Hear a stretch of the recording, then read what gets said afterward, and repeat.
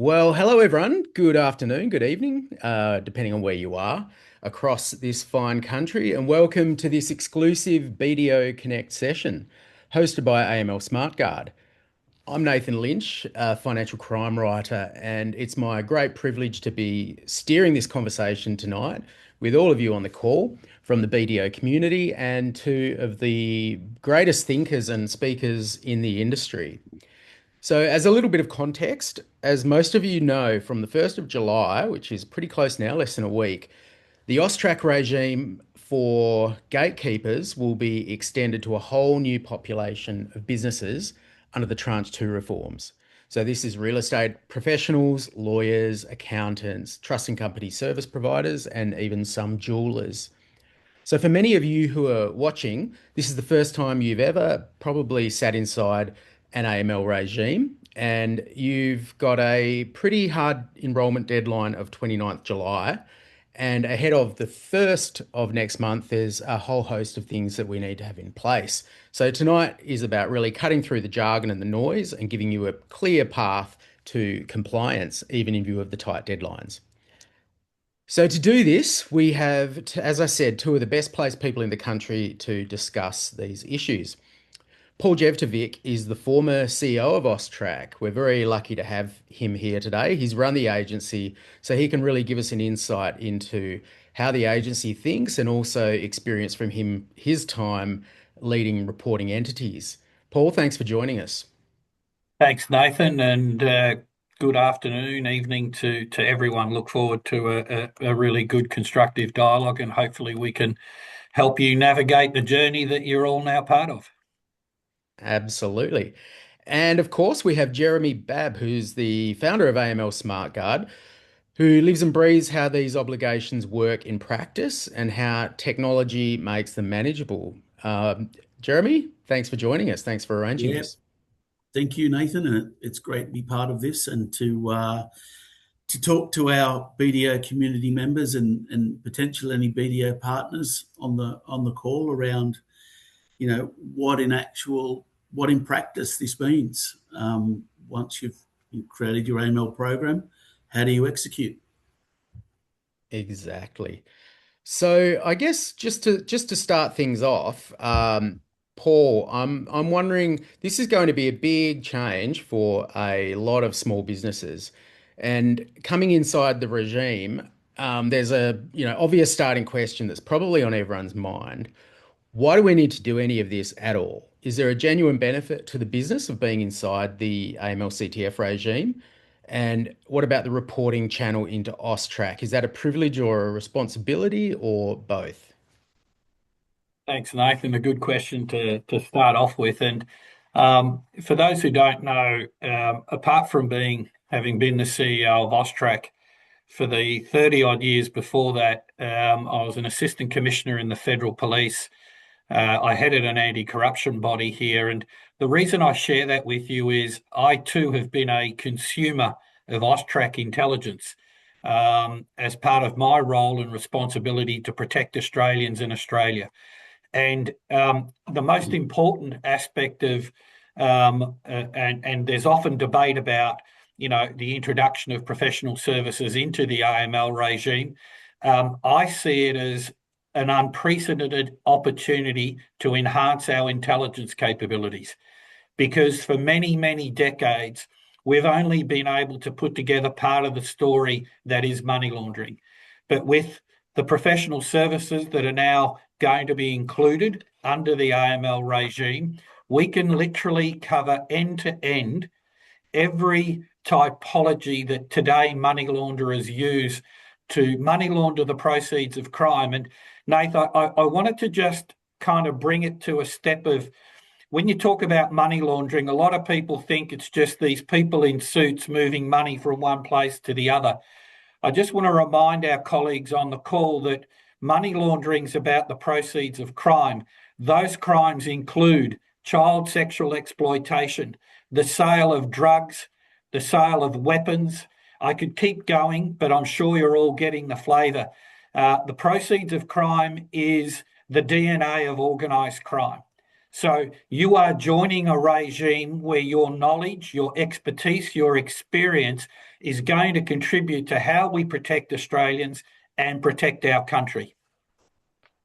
Fantastic. That really gives a poignant reminder of why this is happening. There's probably a tendency for those in the regulated sectors to see this as, a burden, but in many ways, it is a great privilege, and that ability to have a reporting channel into AUSTRAC, provide that intelligence, is something that really responsible members of the business community probably want to be part of.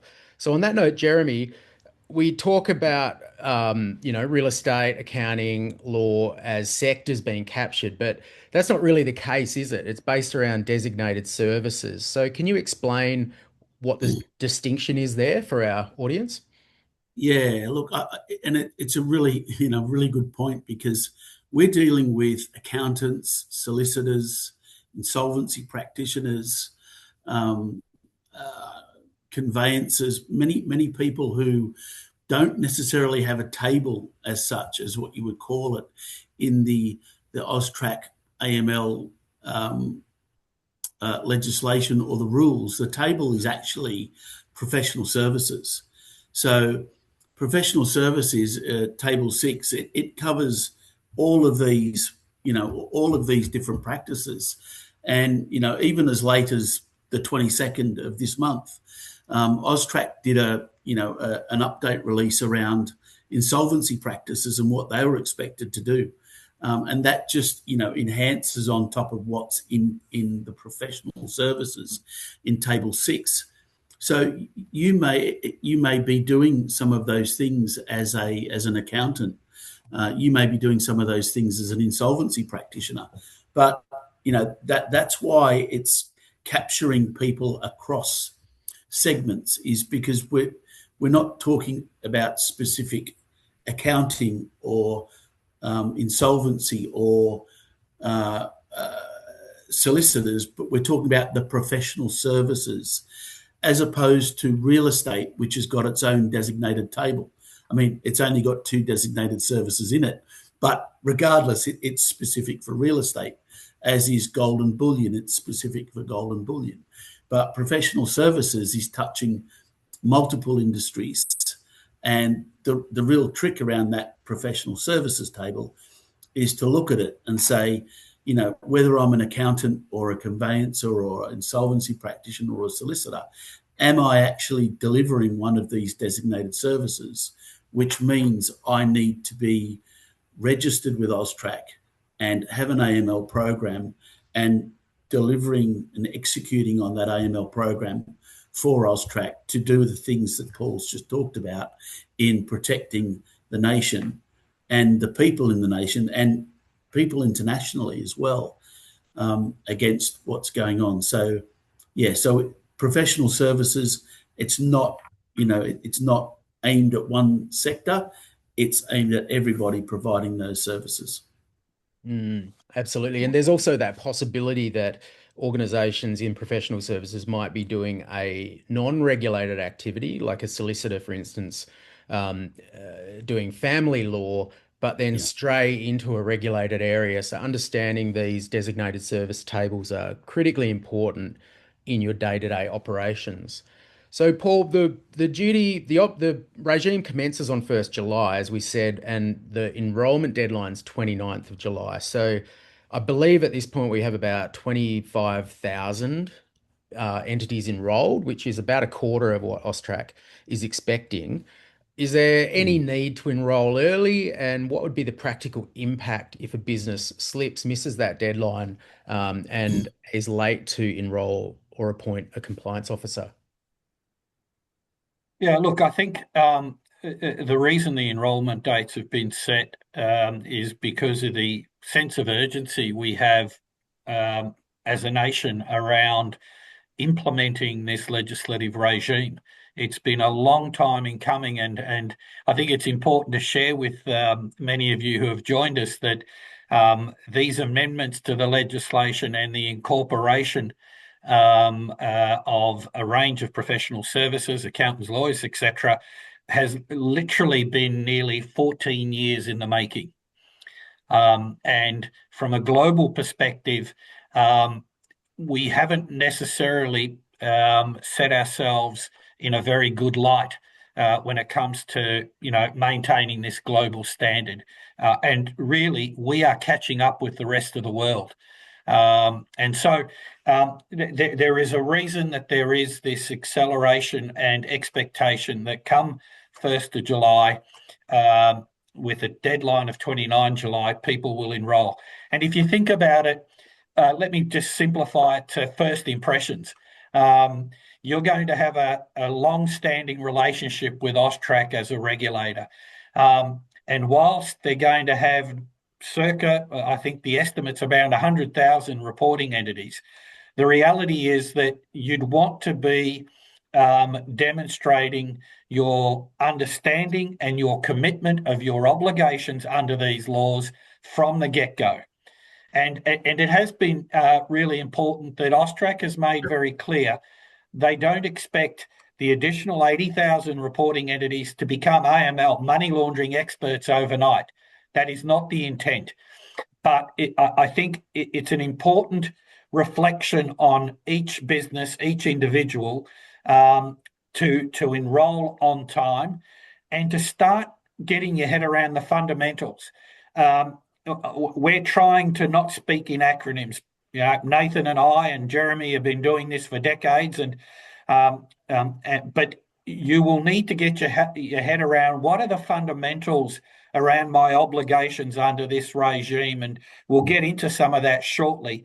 But it is an important first step to enrol, because if you don't, notwithstanding the volume of people that will be enrolling, the reality is that AUSTRAC can take action against reporting entities who have failed to enrol.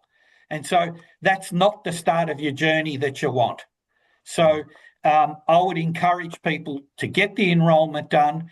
Don't worry about your level of expertise and perfection. Get enrolled and start the journey. Great advice. And enrollment is, for those that haven't enrolled, really simple, really quick. And it's one of those data points that AUSTRAC as a data-based agency will look at in its supervisory work and its prioritisation of cases. So, Jeremy, once you have enrolled, what does compliance look like day to day for our participants today? Can you walk them through the core building blocks of AML, the program, the risk assessment, policy, customer due diligence, and ongoing monitoring, and SMRs? Can you give us a sort of a whistle-stop tour of what the workflow looks like? Definitely. And look, I think adding to what Paul just said, that there are key things and key building blocks. Enrolling, and I've helped, let me say, 70, 80 organisations through this. It takes about 20 minutes. If you haven't done anything, you go on there, you click the little green button, and you enrol yourself initially as someone who they can contact. And then you enrol your business. This whole process takes 20 minutes. It's fairly straightforward. The only downside to it, I would say, is that it asks for your office address about 4 times. So be ready to put your office address in several times. Once you've done that, we then talk about your AML program. So your AML program is written specifically for your business and the risks that your business face within financial crime, proliferation financing, and terrorist financing. And they're the things that your program addresses, and how you go about doing that, from looking at bringing customers on and their initial risk assessment, and how you do the initial risk assessment, whether you do that manually through paper forms, as in the starter kits that have been put forward by AUSTRAC, or whether you use a technology platform to help facilitate that initial risk assessment, into the initial customer due diligence, which again, you can do manually, but most organisations these days are doing it with some level of KYC, what we call Know Your Customer technology, which is typically recognising a driver's licence and the data on the driver's licence, and the biometrics of that driver's license or passport, and then converting that information and using that mobile phone and the mobile phone's camera to look at your facial features and work out if you're a real person or are you an injection attack, are you an AI. There are criminals out there who are already trying to create false accounts, because once they've into the system they're in, and it's very hard to then flush them out after they're in. So prevention is a key part of the framework, and then you've got your detection part of the framework, which is your ongoing customer due diligence, your transaction monitoring, looking at what's coming into your environment. AUSTRAC talk about unusual behaviours and unusual transactions, and they're the things that, from a program perspective, while you're building your program, you're thinking about, where do I take transactions from? Do I take cash? Do I take virtual assets? Most cases people will take cash. Virtual assets, maybe not so much now. But these are the things that we like to see in an AML program. And then you've got the execution of that program, which is where, platforms like AML Smart Guard come in, where, we will look at your AML program and we will say, right, in this AML program, we're talking about these risk assessments. This is how the client wants to do their initial customer due diligence and their KYC and their ongoing monitoring. And we meet all of that, and we work with our clients on executing that program, because that's what AUSTRAC want to see. As Paul said, that you've registered, you've got a program, you've got an AML compliance officer who's signed off on the program, and that you're executing that program in practice. And once you've got those things in place, you're running, you're not an expert, but you're running your AML environment, and you're doing and you're learning as you go. And that's important, that you do and you learn, because this is an evolving, it's an evolving environment, and the rules and the laws will change a little bit, depending on what you're doing, obviously. And that's how these pieces of the framework are put together. That's really, really important and a great overview.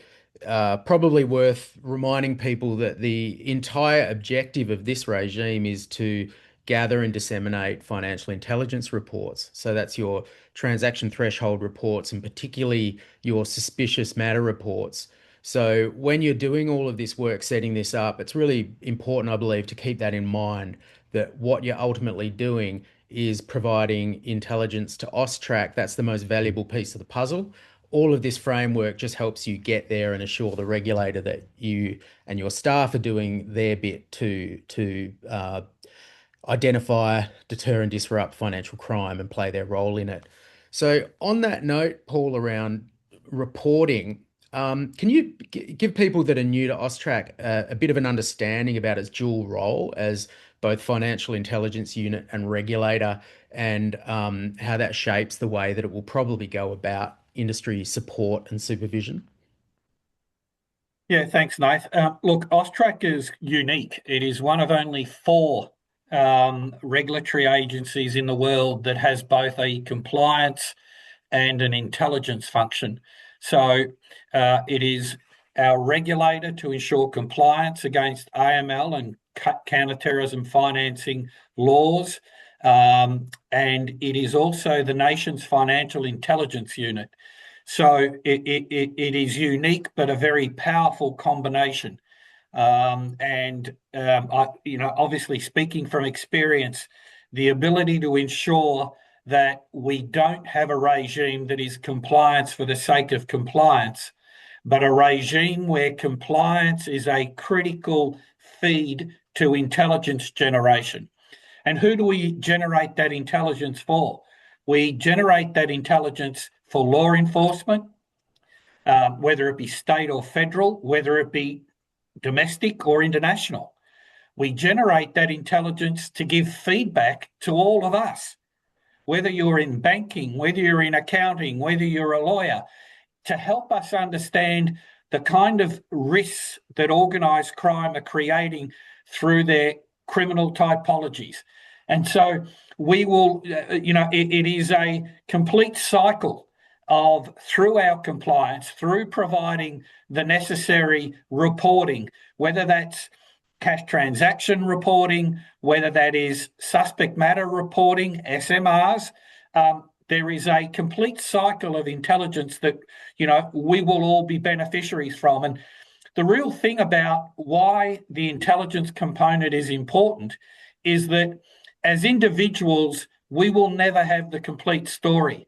But when AUSTRAC, as the financial intelligence unit, receives tens of thousands of suspect matter reports from reporting entities, whether it's the one industry or multiple industries, and if you think about the power of combining the banking sector with conveyancing, with real estate, with the lawyers involved, all of a sudden advanced analytics enables AUSTRAC to tell stories, to actually identify and prevent criminals from being able to compromise the integrity of our financial system, etc. So that's a really important sort of component of why we're fortunate to have a regulator that is both focused on compliance and financial intelligence. And look, the really important thing that I would be suggesting to you from a compliance perspective is, I don't think AUSTRAC is asking too much. And here's a couple of sort of key areas, if you like. I call them the fundamentals. And the number one fundamental is that you understand your risk.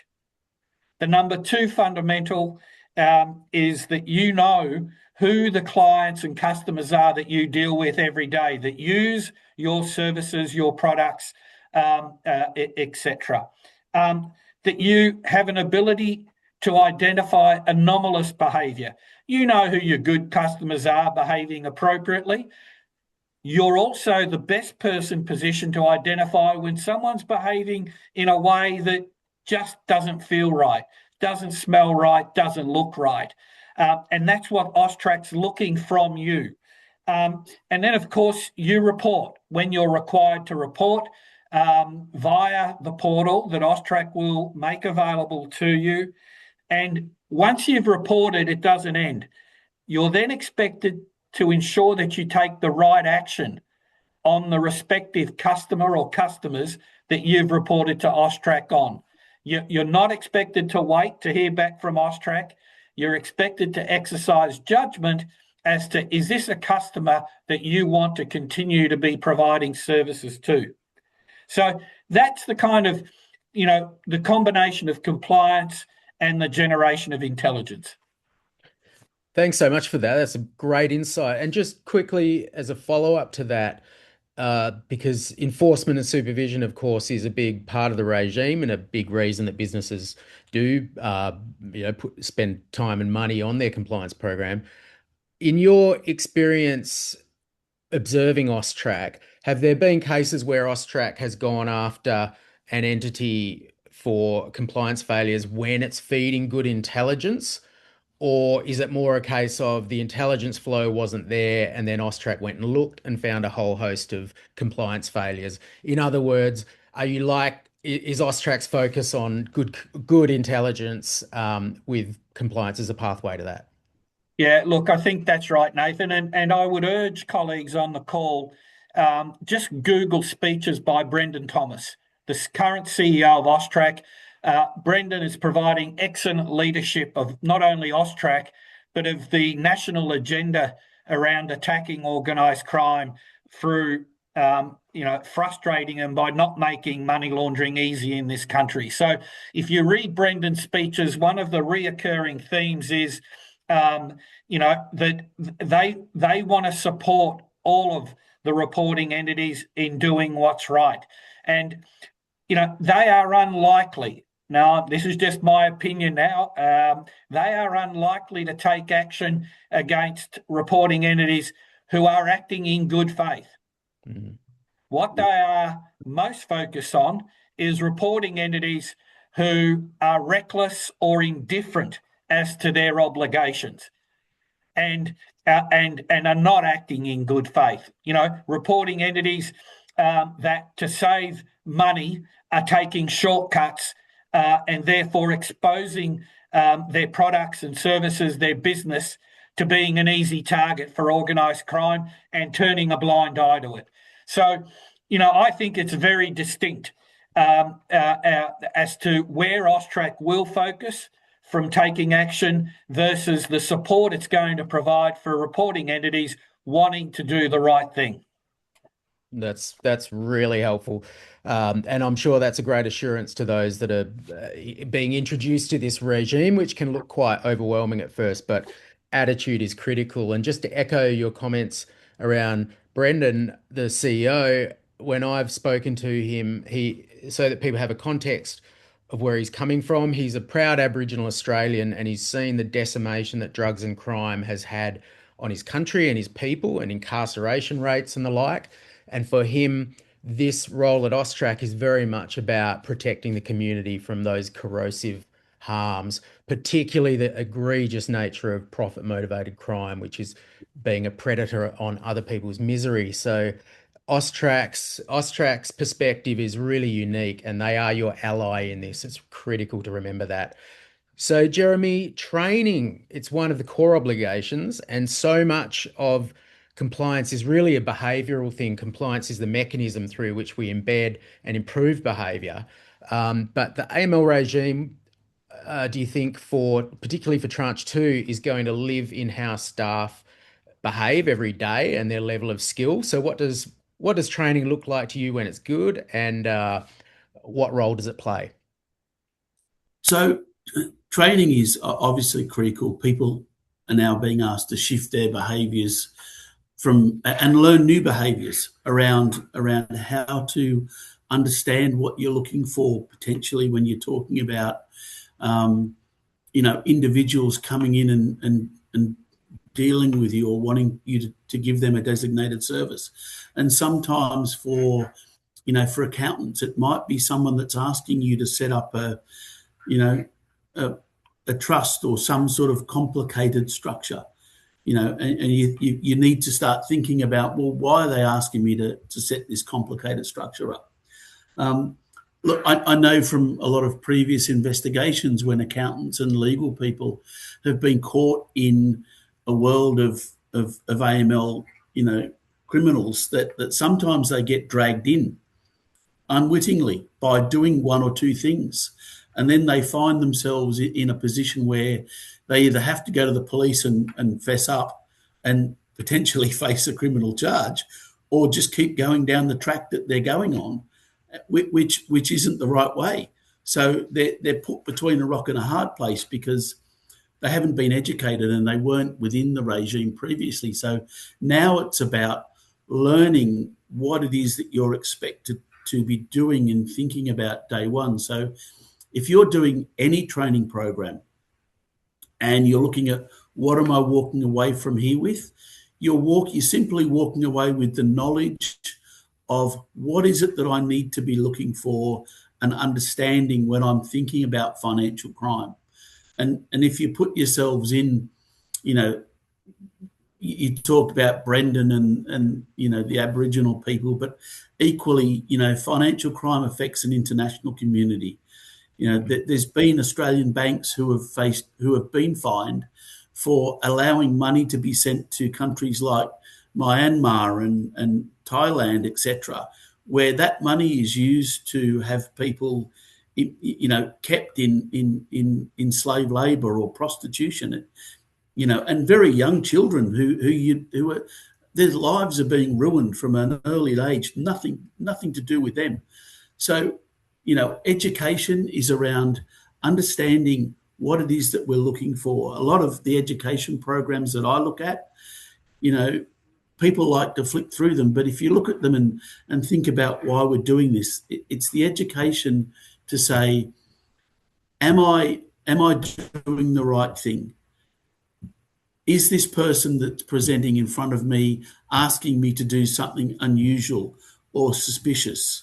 Or, are they trying to get one over on me? If you're a real estate agent and you're sitting there and you've got people in your, in your reception, and they're referring to themselves as John and Jean, and all of a sudden they come to do a KYC and they're not John and Jean, they're Barry and Jane. It's like, well, hang on a minute. That's you were just talking, you were just calling each other different names, right? What's going on here? Are you John and Jean or Barry and Jane? Who the hell are? So that's suspicious, right? These are examples of suspicious behaviour. Equally, you've got people come in and they'll give you credentials, and day one you'll have a phone number, and day two or day three or day four they'll ring up and change that mobile phone number to a phone number that might be linked to organised crime. So you sort of got to ask yourself, well, why are they doing that? And this is what the training is looking to set out. It's looking to set out to bring your level of understanding as to what is it that we're looking for people to understand. We've got technology platforms that can pick these things up, but people understanding and the behaviours and the changes in behaviours is key to how people act going forward, and understanding what you're being asked to do. We do have a question, Nathan.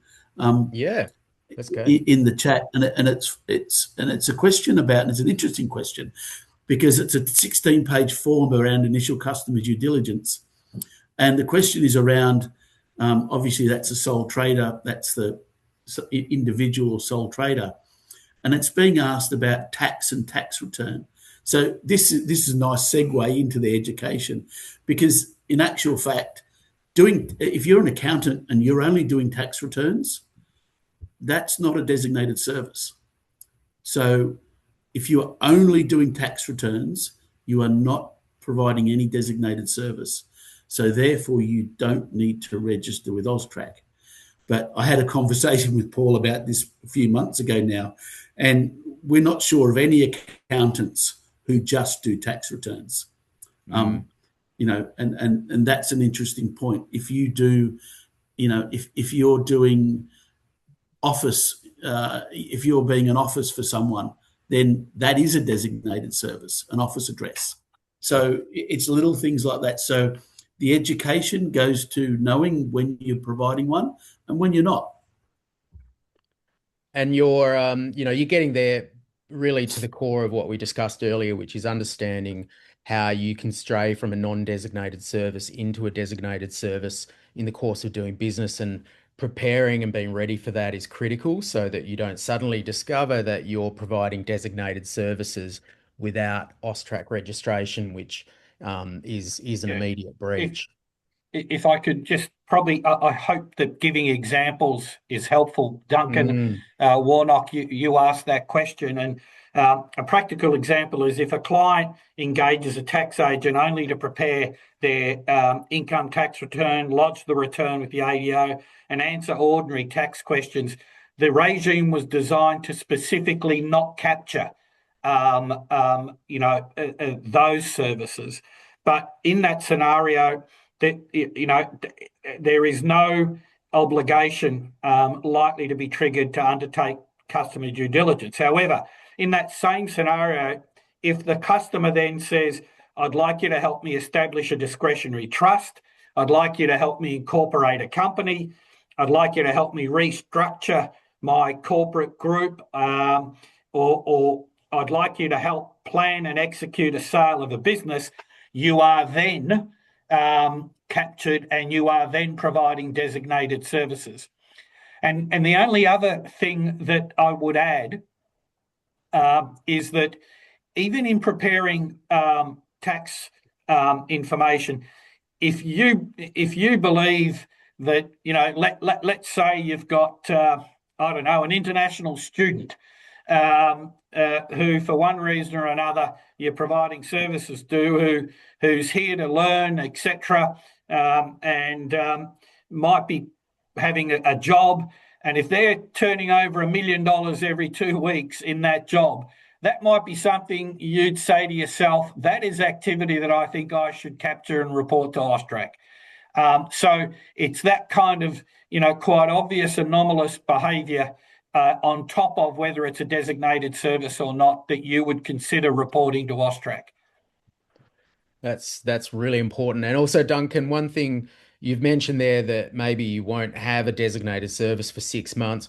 One thing I would encourage people on this call to prepare for is a reality that we refer to in the industry as the displacement effect. So with Tranche 1 banks and casinos in particular, we saw that as the compliance framework was hardened, bad actors went down to second tier, third tier banks, and they went from casinos in particular to pokies, looking for a easier way to wash their money. So just be mindful that as this regime starts working, hardened criminals will start targeting businesses that might not normally in the past have seen that kind of activity. So it is critically important if you are a reporting entity to do your training so that you're aware if that happens, and I promise you that will start happening. So on that note, Jeremy, we've seen AUSTRAC doesn't regulate solution providers, and in fact, they sit outside of that. So what we have seen, particularly in the pubs and clubs and gambling sector, Mm. is that when solutions and software platforms and third-party providers aren't up to scratch, AUSTRAC can't go after the provider. It goes after the reporting entity, and pursues them. So what does that tell us about the need for having a really reputable compliance partner, in terms of protecting yourself against enforcement action and also sending a message to AUSTRAC that you're taking this very seriously? Yeah, again, look, we see a lot of it. We've got a lot of people on the call, and we talk to people every day who say that, we've talked to 4 or 5 vendors already, and and they're all technology startups. You guys on the call, you will have seen people who talk to you, and we do this through AI. We've developed it through AI. Well, I think I've used every AI platform to try and to see how it generates an AML compliance program, for example, off the AUSTRAC documentation. And every time I've tried to do it, it's got so many holes. It's like a piece of Swiss cheese. You literally have to start again. So you do have to be careful with where you're going. And we've talked about this, that if you've got 50 vendors now, some of them might only be out there for the quick buck in the first 12 months, and they'll be gone, and then you've got to find someone else. So, working with people who have got decades of AML compliance experience, like myself and Paul and Nathan, is incredibly important, because you need to know who the people are behind the organisation you're dealing with, because within the AUSTRAC regulation, there is the outsourcing capability. You can outsource functions to organisations, but you need to do your own due diligence on those organisations and say, are they going to deliver me a good service? Do they know what they're doing? Are they a tech organisation who are promising the world for very little money? Because we all know you don't get something for nothing. It just doesn't happen. And it's the pub test. If it doesn't look right and smell right, it probably isn't right. So when you talk to people, and I encourage people when they talk, say, how many years of compliance you've got, how many years have been dealing with AUSTRAC for. You may not have been doing it in accounting or real estate or solicitors, because that's all new in Australia. But we've been doing banking for 20 plus years with AUSTRAC, right? So there are people with a long history and that know what AUSTRAC want and how to do these things. And they're the people that you want on your side working with you. I work with 70 real estate agents and insolvency practices and accountants now. And they've got their own AML compliance officers internally. But they call me every day for, how do we do this? How do we do that? And I kind of sit there and go, well, you're the AML compliance officer. You should be answering this question yourself. Because you're ringing me, it kind of tells me that you're still learning. And we don't mind that. That's fine, because that's what we're here to do. We're here to help you learn and grow. And you can do that with a company like ours. But if you're with just a pure technology provider who doesn't have that background and experience, they're not going to be able to give you those levels of information that you need to build a confidence factor around what's being delivered for you. Absolutely. And I wouldn't be surprised if when annual reports come around, AUSTRAC asks who supported you, who built your AML program. And that may be used as one of the metrics that puts people into a higher supervisory category if you know they're getting solutions from less than reputable providers. So on that note, the compliance officer role, Paul. It's a brand new role for many businesses and a critically important one.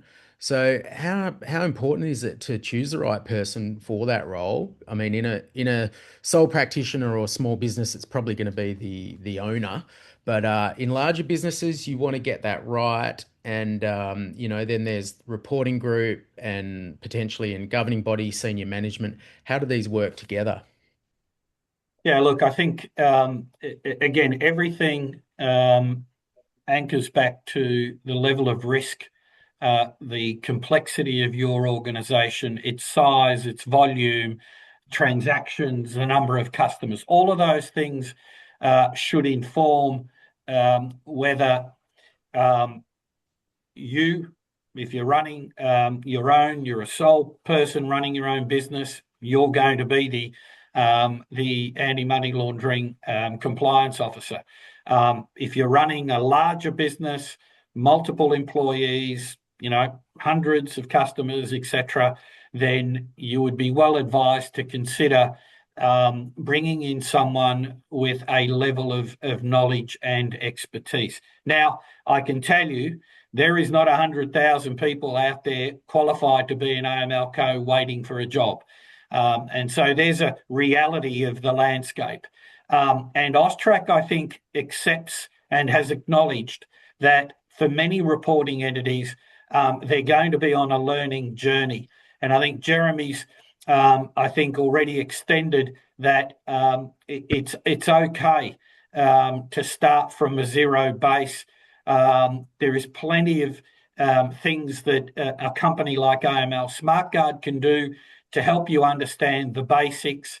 You know, and it doesn't always mean that it's a relationship that needs to transcend the next 5 years.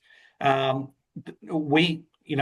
Smart Guard can design how it supports people that is mutually acceptable. You know, you might, as I say, don't need someone there every week, every month. So understand whether you're going to be that person or you need someone to perform that function for you. It's really important that you then understand the responsibilities of an AML co. So unlike much of the regulatory landscape across Australia, the Attorney General's Department and AUSTRAC saw fit to be very clear on the statutory responsibilities of an anti-money laundering compliance officer. And so I would ensure that you read those statutory responsibilities and that you ensure that you are able to execute those responsibilities. And again, this is where the level of complexity of your organisation and the level of risk, the number of designated services and the nature of the designated services that you provide should be an important guide to you. So, Nath, I think, you know, without being repetitive, I was hoping we'd, you know, leave some time for Q&A with people. So I'm going to leave it at that, and I hope that covers it. Absolutely. So if anyone has questions, please pop them in the chat feature there. We're really keen to hear what you want to hear. And while we're waiting for those to come in, I might just ask Jeremy about the starter kits. So it's important to point out that AUSTRAC has provided a wealth of information to help people, including the training that they've developed and the resources. And one of the most incredible things they've done is the starter kits for small businesses, which broadly speaking is organizations with 15 or fewer staff. What's so important about this, and does it give a sort of a safe harbor to businesses that qualify and rely on those programs? Yeah, look, it does, and I think we've spoken to AUSTRAC and that they've given feedback that is the case. it is a small business. It is adversely affected. The bigger organisations can spend more money proportionately than a one or two person accountancy firm who is being asked to do the same sort of thing. As a bank, we want you to do your risk assessments. We want you to do KYC. If you're taking money, we want you to monitor how that money's coming in and flowing through the organisation, and we want you to report to AUSTRAC. Now, these are things, and the starter kits are there to help small organisations, build their AML program, and they're also there to. I think it was the question earlier that was asked by Duncan around the 16-page initial form. That's one of the starter kit documents, and if you're not going to use a technology platform, and there's no requirement to use any technology platform, but if you're not going to, those starter kits provide you with enough information to do those things on an ongoing basis, and within that safe harbour that we talk about, remain compliant, or doing the best you can with what you've got. And it's an important fact. And there's people who have built, including us, who have built systems and processes around those starter kits so that, we can automate a lot of those processes and keep you in that starter kit, framework, but automate for example, the building of an AML program within the starter kit framework. We can do that, and we can do it quickly. You can do it with the paper, but it's going to be a lot harder. And I think these are the things that people need to think about in these days of AI, and getting AI to do a lot of things. It can do things. It can also fall over, but the starter kits are a great advantage. I think if every other country had starter kits for their AML programs, they'd be very happy. But this is a world first. They've done really well, and I think people should take advantage of them if they're not going to go down a technology path. Nathan, yes, I noticed a couple of questions which I welcome from both Greg and Diane. And Greg, what you can expect from providers is really what you negotiate with them, and particularly AML Smart Guard. After this, if you're interested in having a conversation with Jeremy or anyone from the team, just kind of reach out to them. The contact details are there. Outline, the nature of the business, the designated services you have, and the team can kind of talk to you about how you can be supported, how often, etc. And so don't hesitate to do that. And whether you choose to do it with someone else, it is about a negotiation around what you actually need. And be careful of people trying to sell you a Rolls Royce when all you need's a Mini Miner.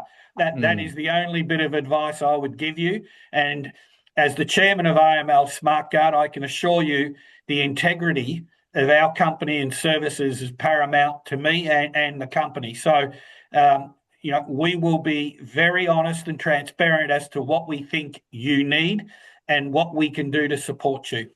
Diane, it is up to you as to how you conduct your independent audits and who you use to do that. As to how much that will cost, again, it goes to the size of your business, the complexity, the number of designated services, etc.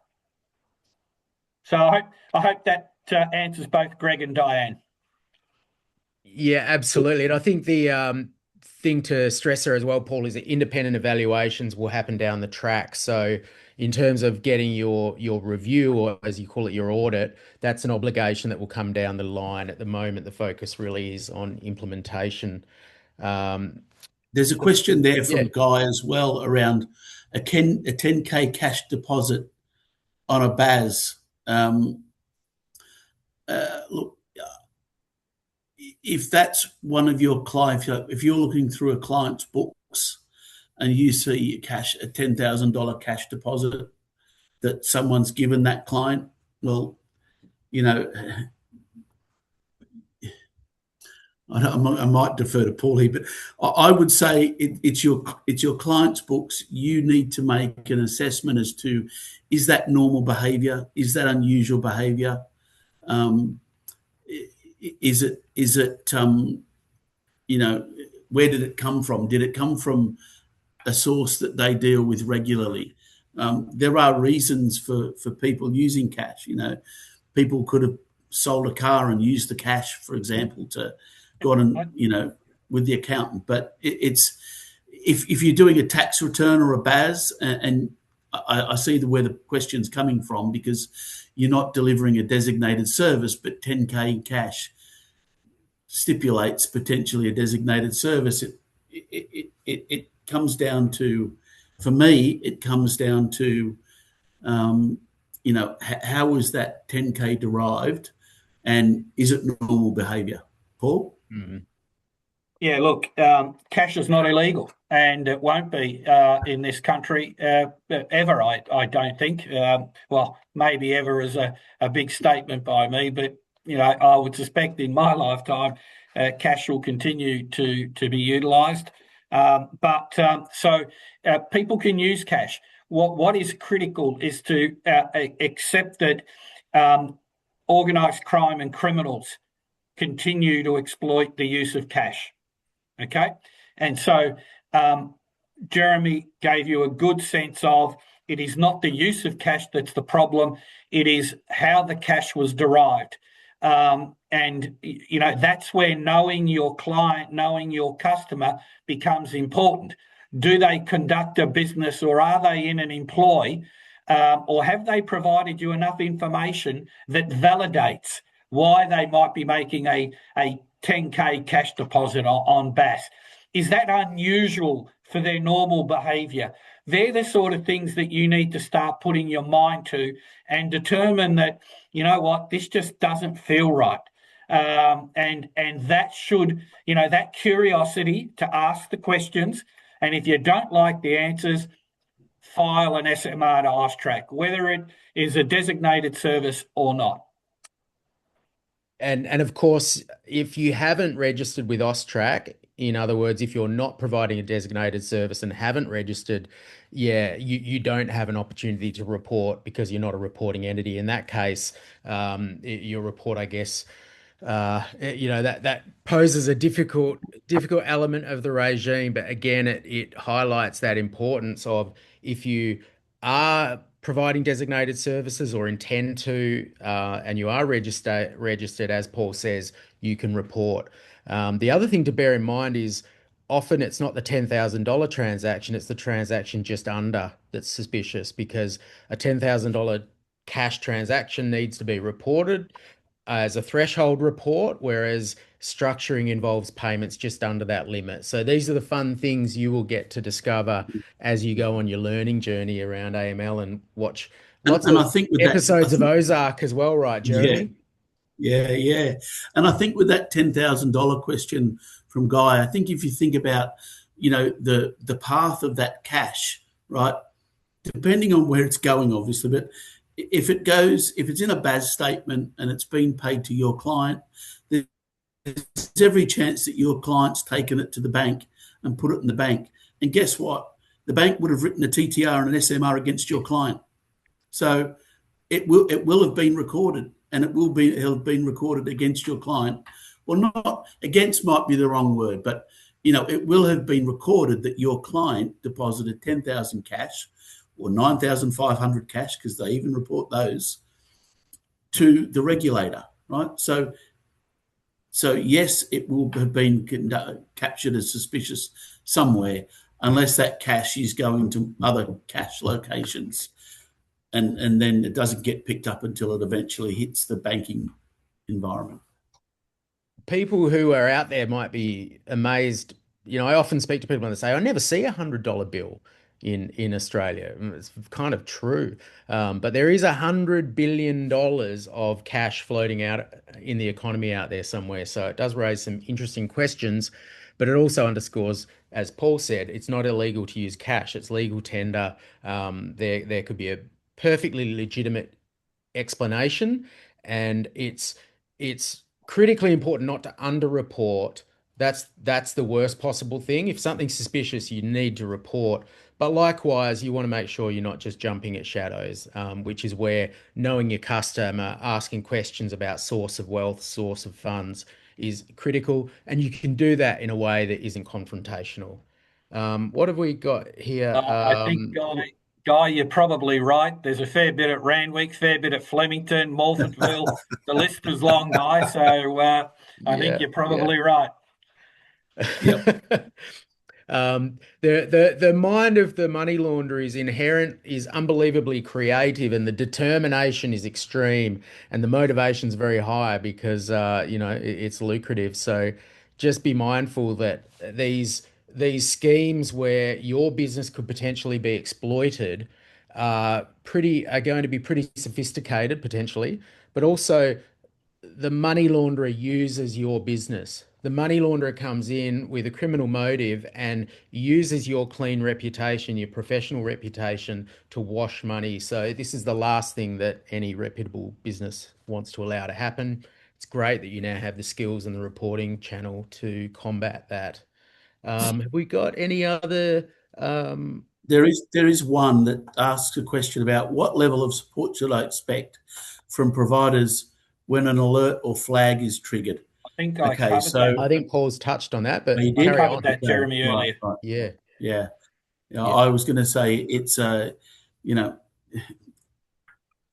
providers should be helping you, but not all have support teams. So that's something else you need to look at. Possibly, Jeremy, if you have you got a slide there just to as we close, just to show people um, how you can help them Yes. if they have further inquiries or questions or anything like that.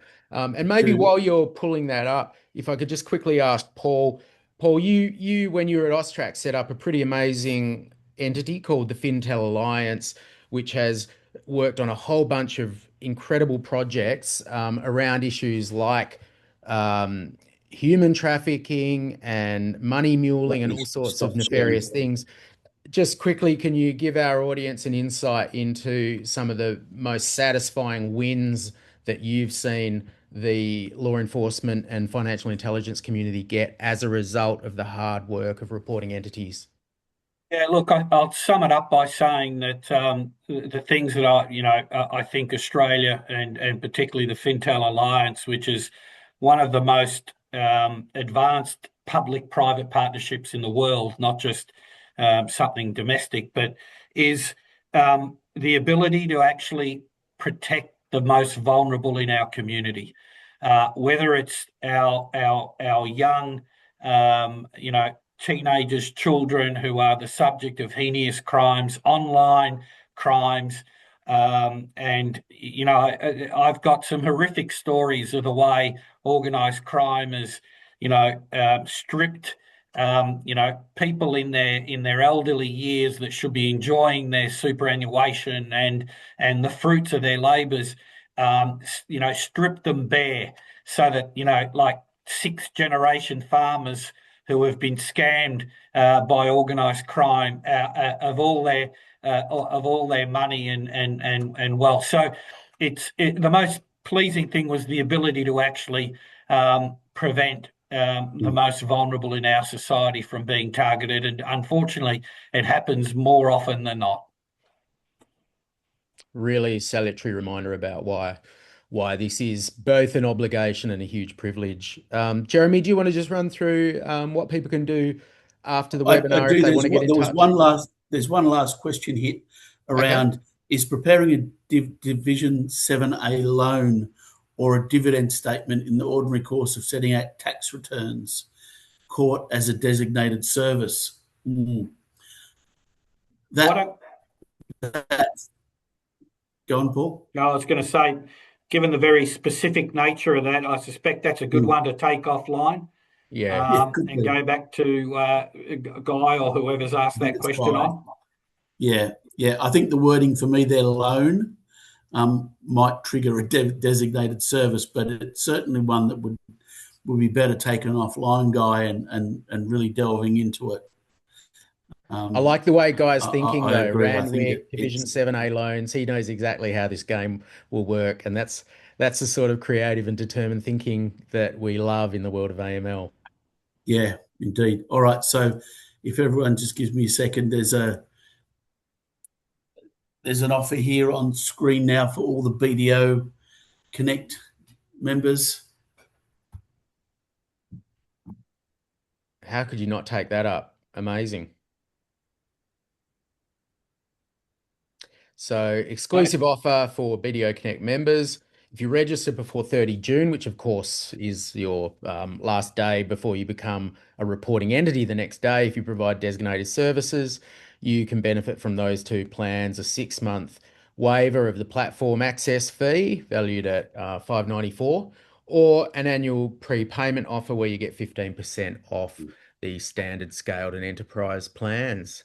Very good. Any parting thoughts, Jeremy, and then Paul? Look, Uh, Paul, then Go for it. Jeremy? yep. Look, I wish you all the best. And, if there's anything AML Smart Guard can do to help, we're here. But alternatively, everything we've shared with you today is draw on our knowledge and experience. If you have any doubts, you also have the regulator there. They have their online portals that you can communicate with. So don't hesitate. I wish you all the very best. Yeah, thanks, Thank you, Paul. Paul. Mine is, for me, it was just be, you know, get registered. I think, as Brendan said earlier or last week, there's 23,000 entities registered. At least get registered. It takes you 20 minutes, and it's quite easy. If you need help, you can get in touch with us, and we can work with you on how to do that registration, or walk you through it. And then once you've done the registration, start building your AML program, and get the basics done, rather than being, not doing anything. That's probably the worst position you could be in, is not doing anything. Absolutely. And I guess my parting insight would be that we have so much to protect in Australia. It's an amazing high trust society, and all of you in BDO land know how important financial integrity is for a fair system. So, in in doing this work, you are helping to prevent things like farmers getting scammed, like children not being able to buy homes in their own country, like human trafficking, child exploitation. These are all things that financial intelligence has been critically important in tackling. And as Paul and other people from AUSTRAC will tell you, more often than not, it starts with an attentive person in a business out there in the community. So thank you, and I really encourage you to make the most of this opportunity and view it as a privilege rather than a burden. On that note, thank you to SmartGuard for hosting today, Thank and you. please get in touch if you'd like to chat further. Thanks, Thank Nathan. you. Thanks, Paul. Thanks, Paul. Thanks, Jess.